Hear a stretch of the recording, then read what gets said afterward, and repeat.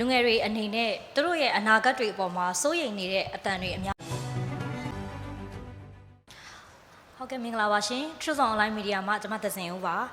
ါလက်ရှိနိုင်ငံရဲ့အပြောင်းလဲကာလမှာလက်ရှိအခင်းကျင်းသက်မှာပေါ့နော်ကျွန်တော်တို့မီဒီယာအနေနဲ့ပြည်သူတွေအထူးသဖြင့်လူငယ်တွေရဲ့အတန်ကိုနားထောင်ကြည့်တဲ့အခါမှာလူငယ်တွေအနေနဲ့သူတို့ရဲ့အနာဂတ်တွေအပေါ်မှာစိုးရိမ်နေတဲ့အတန်တွေအများဆုံးကြားရပါတယ်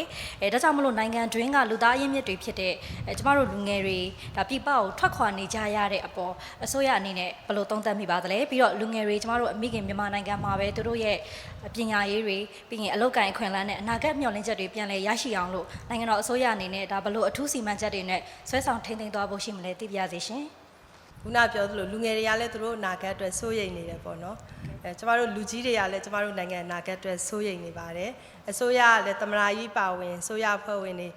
စိုးရိမ်နေပါတယ်ဒါကဘာလို့လဲဆိုတော့လူငယ်ဆိုတာအားလုံးသိတဲ့အတိုင်းပဲနောက်တစ်ခေတ်မှာလူကြီးဖြစ်မဲ့လူတွေအခုချိန်မှာနိုင်ငံစွမ်းအားတွေရင်းမြစ်တွေအဲ့ဒီမှာကျမဆက်လို့တော့ဒါကျမကိုယ်တိုင်လေးလာထားတဲ့ကိစ္စတစ်ခုဖြစ်တဲ့အတွက်လည်းဒါလေးထည့်ပြောချင်ပါတယ်ကျမတို့2014သကောင်စရင်မှာကျမတို့ကောက်လိုက်တဲ့သကောင်စရင်ကောက်လိုက်တဲ့အချိန်မှာလူငယ်ရေတွက်တွေအများကြီးဒါကဘာလို့များတာလဲဆိုတော့လွန်ခဲ့တဲ့အနှစ်30 40ကာလတွေတုန်းကမွေးနှုန်းတွေမြင်မာခဲ့တဲ့လူတွေကအခုချိန်မှာအလုံးလုံးနိုင်တဲ့အခုချိန်ဆိုတာ2014တုန်းကအလုံးလုံးနိုင်တဲ့အသက်အရွယ်ရောက်နေတဲ့အဖွဲတွေဆိုတော့တကယ်ကိုဘိုက်ကြီးဖောင်းနေတယ်ကျွန်မအများအားတင်ပြနေကြပရိမစ်ကိုမှတ်မိပါလိမ့်မယ်ဘိုက်ကြီးဖောင်းနေတယ်ကျွန်မတို့ bonus ရနေတယ်အများအားပြောပါတယ်လူကြီး bonus ရနေတယ် demographic dividend လို့ကျွန်မတို့ခေါ်ပါတယ်အခု2024သကောင်စင်းကောက်လိုက်တဲ့အခါကျတော့အမှန်တော့ခုနပူနေတဲ့လွန်ခဲ့တဲ့10နှစ်ကအသက်14နှစ်ရှိတဲ့အုပ်စုသည်အခုချိန်မှာအသက်24 25အုပ်စုဖြစ်ရမယ်ဘိုက်ကဆက်ပြီးနည်းနည်းလေးအပေါ်ကိုရောက်သွားရမယ်အစားခြိုင်သွားတယ်တဲ့တဲ့ဖြစ်သွားတယ်ဆိုတော့ဒါလူငယ်တွေ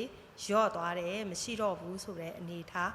တွေ့ရပါတယ်သို့တော်လည်း stay ရှိနေသေးပါအများကြီးကြံပါသေးတယ်လူငယ်တွေပြည်တွင်းမှာအဲ့တော့ဘလို့ပဲဖြစ်ဖြစ်ရင်းထက်စာရင် migrants တွေများသွားတယ်ဆိုတာဒါကတော့မှန်ပါတယ်ဒီချက်လက်ကျမတို့စိုးရိမ်ပါတယ်စိတ်ပူပါတယ်အဲ့တော့ထွက်သွားတဲ့လူတွေကဘယ်သူတွေလဲလူငယ်တွေဖြစ်တယ်ပညာတတ်တွေလားဒါတွေလည်းကျမတို့လေ့လာပါတယ်ကျမတို့ရဲ့ scale တွေပါတွေစုံရှုံသွားသလားနော်စိတ်ပူတယ်အဲ့တော့ဒါကိုကျမတို့ဘယ်လိုတားမလဲစဉ်းစားတဲ့အချိန်မှာ migration အဲ့တော့ migration ဒီကျမတို့နိုင်ငံမှာမဟုတ်ပါဘူးဖွံ့ဖြိုးဆဲနိုင်ငံအများစုမှာ migration တွေကအလွန်မြင့်ပါတယ်အထူးသဖြင့်လူငယ်တွေကြားထဲမှာတားလို့မရတဲ့ process ပါရပ်တန့်လို့မရတဲ့ process ပါအဲ့တော့ကျမတို့နိုင်ငံဒီလေကိုယ်နိုင်ငံအနေထားတော့၎င်းခုနတုန်းကဒီကမ္ဘာလုံးဆိုင်ရာမှာစီးမျောသွားတဲ့သူဖြစ်စဉ်မှာစီးမျောသွားတဲ့အနေထားရတော့၎င်း migration တွေများပါတယ်မှန်ပါတယ်သို့တော်လည်းသူတို့ရဲ့ဒီ migration ပေါ်မှာကျမတို့ကလေ့လာရတယ်ဘာလို့ထွက်သွားတာလဲဆိုတော့အဓိကအကြောင်းရင်းကိုကြည့်တဲ့အချိန်မှာတော့အလုတ်ကင်ခွင့်လန်းပါအလုတ်ကင်ခွင့်လန်းနဲ့တခြားအကြောင်းအရာတွေလည်းရှိပါတယ်သို့တော်လည်း main purpose ဒီအလုတ်ကင်ခွင့်လန်းရရှိဖို့သူတို့ဘဝတိုးတက်ဖို့နောက်စီးပွားရေးပေါ့ပြည်လဲဖို့နောက်လေ့လာကြည့်တဲ့ခါကျတော့လေလုံးဝပညာတတ်လူတန်းစားဟိုရင်းနေမဟုတ်ပါဘူးတကယ်ကိုပညာရေးချင်းရမူလာတဲ့အလယ်တန်းအဆင့်ပဲရှိတဲ့လူတွေအထွက်များတာကိုတွေ့ရပါတယ်အဲ့တော့ဒါကတော့တစ်ချိန်မှာလုတ်သားရင်ရရှားပါမှုပြဿနာဖြစ်လာနိုင်ပါတယ်အဲ့တော့အဓိကအကြောင်းရင်းဒီသူတို့အလောက်ကင်ခွင့်လန်းအတွက်သွားတာဖြစ်တဲ့အတွက်ကျမတို့ကအခုဘာတွေလုပ်နေလဲဆိုတော့ဒီစိုက်ပျိုးရေးကဏ္ဍပေါ့ကျေးလက်မှာစိုက်ပျိုးရေးမွေးမြူရေးကဏ္ဍပြန်ပြီးတော့တိုးတက်လာအောင်ဒီနိုင်ငံတကာက investment တွေခေါ်ရဲဆိုတာလေဒီရည်ရွယ်ချက်ပါပါတယ်ကျမတို့ကျေးလက်ဒေသဖွံ့ဖြိုးတိုးတက်ရေးနောက်တစ်ခုကတော့ MSME တွေဒီလေကျမတို့ဒီကျေးလက်က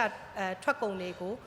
ပို့ပြီးအဆင့်မြင့်တင်ပြီးတော့မှနိုင်ငံစီးပွားဖွံ့ဖြိုးတိုးတက်ဖို့ရဲ့အလောက်ကိုင်းခွင့်လန်းရဖို့ရဲ့ဒါနှစ်ချက်နောက်တစ်ခုက international investment တွေကိုနိုင်ငံတကာမှာသမရာကြီးကိုယ်တိုင်เนาะစီးပွားရေးဖိုရမ်တွေမှာဝင်ပြီးတော့မှဆွေးနွေးခဲ့တယ်ဖိတ်ခေါ်ခဲ့တယ်ဆိုတာဒီလေဒီ investment တွေပြည်တွင်းကိုယင်းနှိမ့်မြုပ်နှံမှုတွေစီးဝင်လာဖို့ဒါလိုစီးဝင်မှပဲကျမတို့နိုင်ငံရဲ့ဒီလူငယ်တွေအတွက်အလောက်ကိုင်းခွင့်လန်းတွေပေါ်များလာမှာဖြစ်ပါတယ်အဲ့ဒီအတွက်ကြောင့်မလို့ဒါနိုင်ငံတော်သမရာကြီးကိုယ်တိုင်ဦးစီးပြီးတော့ဒီလုပ်ငန်းစဉ်တွေကိုဆောင်ရွက်နေတာဖြစ်ပါတယ်လို့ဖြေကြားလိုပါတယ်နောက်တစ်ခုကတော့နိုင်ငံတော်ရဲ့စေတနာပါဒါကပြည်ပကိုတရားမဝင်ထွက်ခွာသွားတဲ့လူတွေရှိပါတယ်အလုပ်လုပ်တဲ့အခါမှာ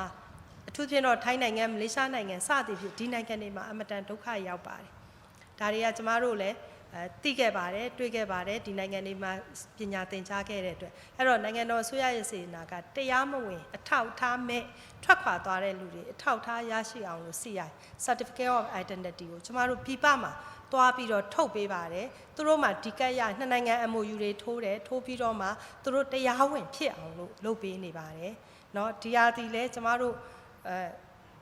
နိုင်ငံသားတွေအတွက်စောင့်ရှောက်တဲ့နိုင်ငံတော်ရဲ့စေတနာပါတဲ့လုပ်ငန်းစဉ်တစ်ရပ်ပါအဲ့တော့ဒီ9နှစ်တာကာလအတွင်းမှာခုနပြောတဲ့လောက်ကိုင်းခွန်လန်းတွေများလာအောင်စီးပွားဖွံ့ဖြိုးတိုးတက်လာအောင်ကျမတို့ဆောင်ရွက်နိုင်မယ်ဆိုရင်ခုန migrants တွေကိုလိုထိန်းပြီးသားဖြစ်တယ်လို့ပြည်ပကိုရောက်နေတဲ့သူတွေလည်းပြန်လာမှာပါအဲ့တော့ကိုယ့်နိုင်ငံစီးပွားဖွံ့ဖြိုးတိုးတက်မှုကိုတော့အားလုံးဝိုင်းပြီးတော့ဆောင်ရွက်ဖို့လိုပါတယ်